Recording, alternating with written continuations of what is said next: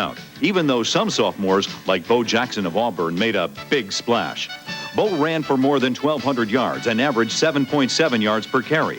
Against arch rival Alabama, he ran for 256 yards, including touchdown runs of 69 and 71 yards. He was big, strong, and a punishing runner.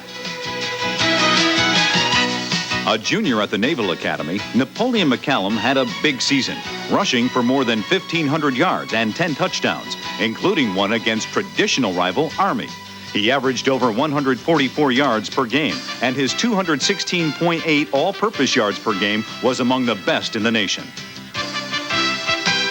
But Mike Rozier of Nebraska won the rushing title in a blowout, amassing an awesome 2,148 total yards and 7.8 yards per carry.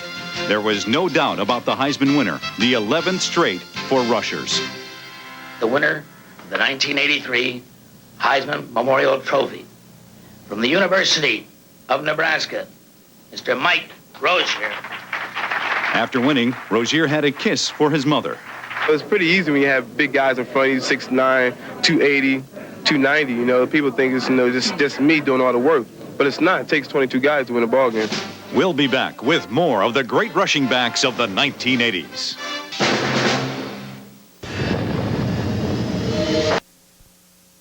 In 1984, and for a change, none of them won the Heisman Trophy, but one of the best was Reuben Mays of Washington State, who rushed for more than 1,600 yards, more than 148 per game, and 6.3 yards per carry. He set a single game record with 357 yards against Oregon. Attracting the most attention, however, was Keith Byers of Ohio State, who was 6'2" and 235 pounds and ran the 40 in 4.6 seconds. He became the 11th player in history to win the Triple Crown of rushing, scoring, and all-purpose running as he led the Buckeyes to the Rose Bowl. He earned the praise of one of his idols, Archie Griffin. He's a fantastic running back. Keith's got all the tools. He's got size, he's got speed, he's got quickness, agility. He's got it all. Rival coaches were lavish in their praise of him and his season that produced 22 touchdown runs. Keith Byers is a great football player, the most dominant football player I've ever seen since I've been in the Big Ten, or maybe the most dominant player I've ever seen since I've been coaching. Keith Byers, without exception, is the biggest, strongest, fastest running back that I have ever seen. He's a big Bo Jackson by about 20, 25 pounds. The son of a preacher, Byers in high school led his basketball team to 2 consecutive state championships and was a member of the 440 relay team that won a state title. The baseball team never won a state championship, but Byers hit .520 and .480 his last 2 years. No wonder football looks easy for him. In 1985, Michigan State sophomore Lorenzo White won the rushing title, running for more than 1,900 yards and a per-game average of more than 173 yards. White's rushing yards were the most ever for a sophomore, breaking Herschel Walker's record set 4 years before.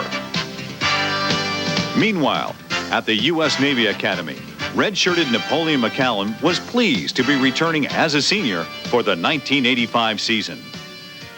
It means a whole lot to me. It's a good team, and I was looking forward for us to go to a bowl game and be a winning team. And it kind of hurt me, and I had a lot of fun here.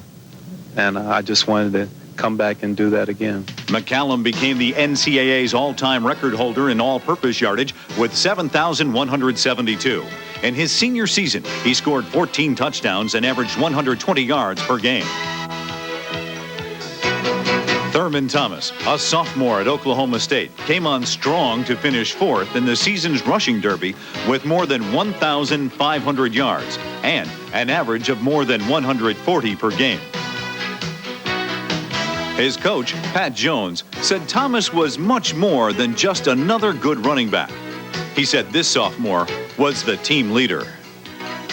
He's such a great leader for us. He's such a bubbly personality. He means so much more to this football team aside from yards and touchdowns. He's just a great individual. Thomas averaged more than 5 yards per carry and scored 15 touchdowns, and his best years obviously were still to come. But 1985 belonged to Auburn's Bo Jackson. Injured in 1984, he played in only 6 games and gained only 475 yards. But he came back in the 85 season to run for almost 1,800 yards and lead the nation with a 6.4-yard average per carry. He had 4 200-yard games and was the first 3-sport letterman in the Southeast Conference in 20 years. He was Auburn's second Heisman Trophy winner in the 51-year history of the award, named for former Auburn coach John Heisman. This year's winner of the Heisman Memorial Trophy, in the closest vote in the history of this trophy, the winner is, from Auburn University, Bo Jackson. Bo shakes hands all around, and later his coach, Pat Dye, had this to say about this super athlete who had signed professional contracts in both football and baseball.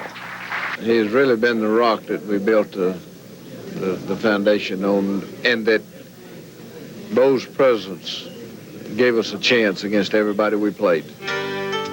In 1986, Penn State had an acrobatic lion on the sidelines and a tough one in its backfield as tailback DJ Dozier became the first player in school history to lead the Nittany Lions in rushing for 4 straight years, running for 811 yards and 10 touchdowns for the season.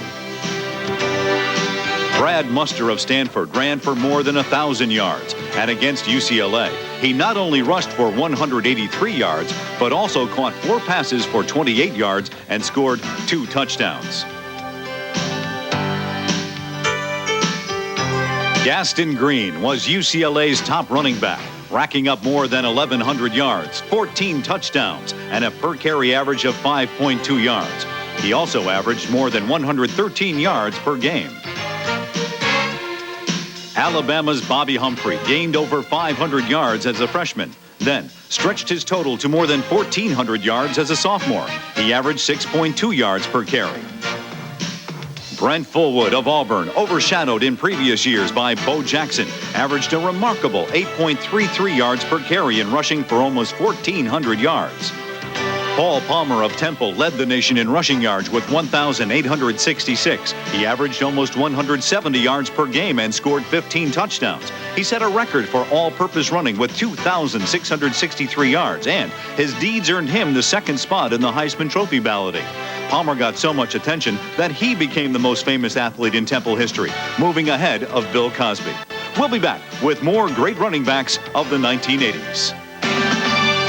Bursts onto the scene with 1,341 yards rushing to become only the 2nd freshman in history to lead the Southeast Conference in rushing. He gained only 16 yards in the season opener against Miami, but by the 7th game had passed the 1,000-yard mark. He had a slippery running style and an uncanny ability to break tackles, and only Walker and Dorsett gained more yards as a freshman. Blair Thomas of Penn State had a big year, rushing for more than 1,400 yards and averaging almost 130 yards per game. He scored 11 touchdowns. Lorenzo White of Michigan State was 6th in rushing yards, but he was a consensus All-American. Jamie Morris led Michigan with a 5.7-yard average per carry. Tony Jeffrey of Texas Christian had the best per-carry average among the top rushers, posting a 6.7 standard, netting over 1,350 yards for the season and scoring 10 touchdowns. Because of an injury, he played in only 10 games. Craig Ironhead Hayward of Pittsburgh was in the chase for the rushing title, but finished 2nd despite a total of 1,655 yards and a per-game average of 150.45 yards in one of the closest races ever. The title went to Elbert Ickey Woods of Nevada, Las Vegas, whose season total was just 3 yards more and whose per-game average was less than a foot better. A big part of the 1987 rushing story centered on Thurman Thomas of Oklahoma State. He was one of the best in the nation as a sophomore in 1985 when he ran for more than 1,550 yards. But in 1986, injuries limited him to only 173 carries, as opposed to the year before when he carried 302 times. He had a total of only 741 yards, so he felt he had something to prove when the new season came around. He left no doubts about his stature as one of the premier running backs in the nation. He played in 11 games, carried the ball 250 times for 1,613 yards, and a per-game average of more than 146 yards. He averaged 6.5 yards per carry and became the first player in history to lead Oklahoma State 4 years in rushing. And like the postman, the weather didn't hamper his effectiveness. He belongs among the great running backs of all time.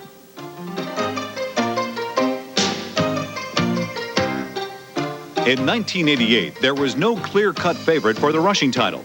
There were many good backs, like Anthony Thompson of Indiana, who led the Big Ten with 1,546 yards rushing and more than 140 yards per game. You wouldn't think anybody could make those marks sound puny, but someone did. The fireworks in Stillwater, Oklahoma were caused by Barry Sanders, who, the year before, had played in the shadow of Thurman Thomas. Sanders, an Oklahoma State junior, set an entirely new standard for college running backs. With no preseason buildup, he won the Heisman Trophy and the Maxwell Award. His figures transcended anything ever done in rushing, scoring, and all-purpose running in the previous 51 years of NCAA record-keeping. He broke records by unbelievable margins. His 2,628 yards in a season broke Marcus Allen's previous record by almost 300 yards.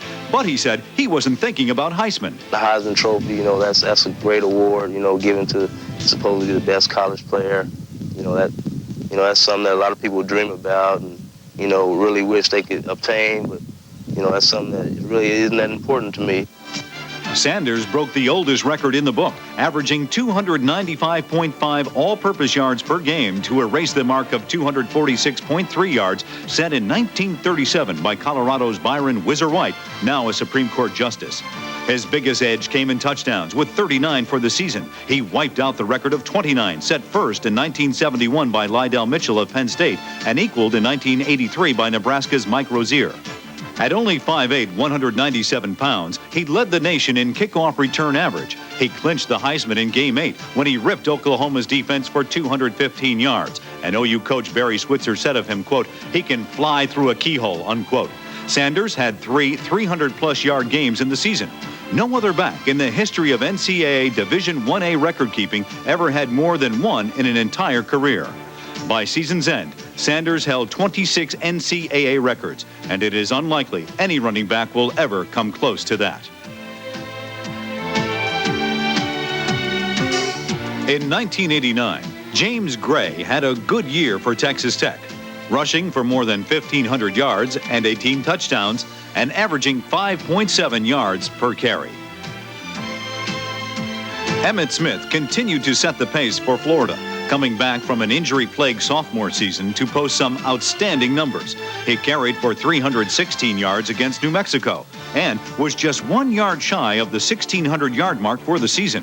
He averaged 5.6 per carry and more than 145 yards per game. It was good enough to make him a consensus All-American. Another All-American was Anthony Thompson of Indiana, who also finished second in the Heisman voting and fifth on the all-time career rushing list. The four ahead of him, Tony Dorsett, Charles White, Herschel Walker, and Archie Griffin, all won the Heisman. Thompson became the single-game rushing record holder with a 377-yard game against Wisconsin, breaking the old record by 20 yards. He also scored 24 touchdowns. In addition to becoming a consensus All-American, Thompson won the 1989 Maxwell Award.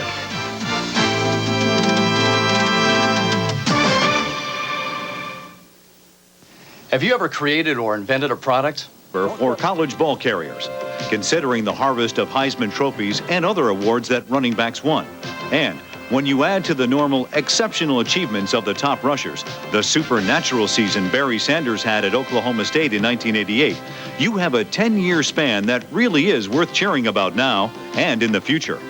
One of the 80s' solid claims to everlasting fame is the fact the two running backs chosen to start in the Pro Bowl following the 1992 season were Sanders and Thurman Thomas, who led Oklahoma State in rushing 4 straight seasons from 1984 through 1987. Another is Marcus Allen, whose brilliant pro career spans more than a decade, and the equally durable Herschel Walker. And of course, there's Bo Jackson, among the all-time best until a hip injury stopped him. If this 10-year era was dominated by any one back, it has to be Sanders. Even though he was a starter for only 1 season before moving on to the pros, Sanders did more damage to the record book than other ball carriers did in a 4-year career. At one time, he owned 26 NCAA records, and some may be there as long as the game is played. The running backs of the 1980s. They gave fans plenty of reason to cheer and, yes, tear down the goalpost. They were the kind of players who were hard on an even more expensive piece of equipment. They wore out scoreboards. You gave us a try, now hit subscribe. Be sure to YouTube responsibly and hit that like button if you like what you see, because there's plenty of content to come.